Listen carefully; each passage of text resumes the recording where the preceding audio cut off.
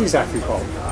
AfriPop is an online magazine, and what it does is it talks about music and style, and also discusses the opinion of young urbanites in Africa, a few African cities, mostly Johannesburg, Nairobi, and maybe Accra, and then also our core audience, which is in London and in New York.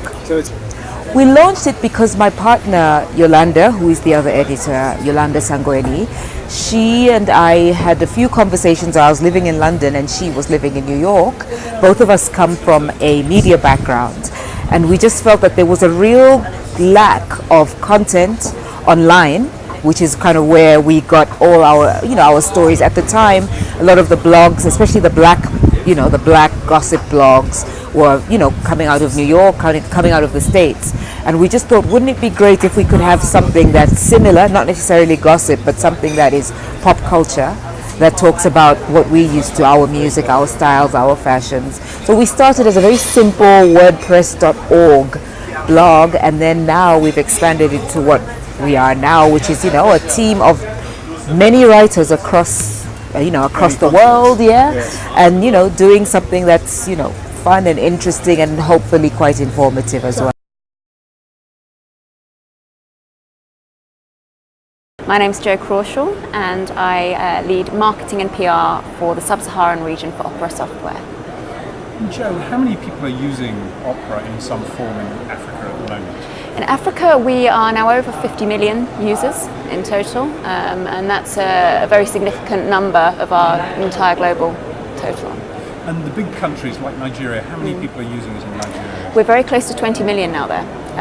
We're still number one browser in Nigeria, and planning to stay that way. And what sorts of things are people doing with Opera? Because I tend to think of it just as a web browser, but there are many other things, aren't there? Absolutely.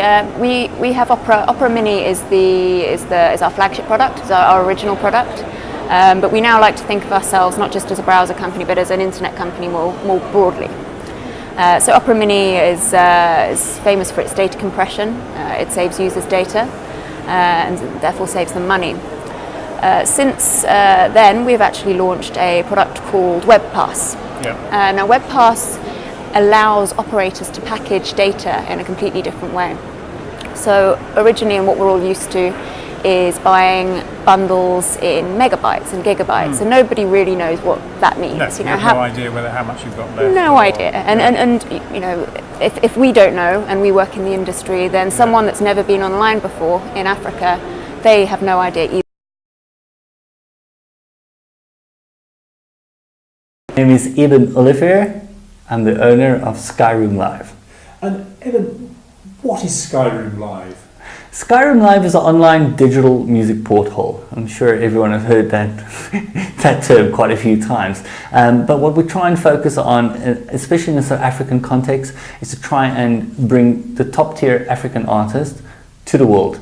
They have a platform for us to perform to hundreds of thousands of people online through many different portholes. As well as in our own terrestrial sense of the word, that they have the ability to play on terrestrial television, whereby their biggest fan base and audiences are on a license basis. Every single weekend there is a Skyroom Live broadcast.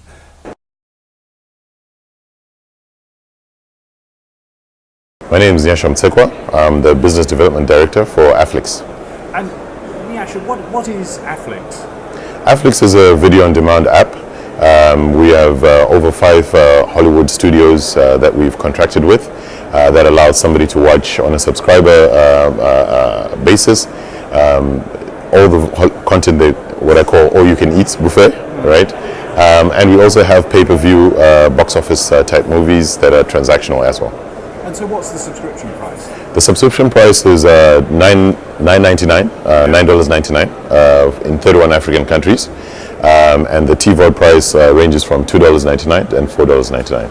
And explain for those who might not understand the term TVOD what that is. Oh, it's basically what it is. It's you're given the ability to watch box office movies that have recently come out, and you're able to pay per view. So you pay $2.99 and you're able to watch it over a 48-hour period. So when that expires, you have to pay it again. But if you're a subscriber VOD, it comes down to $2.99.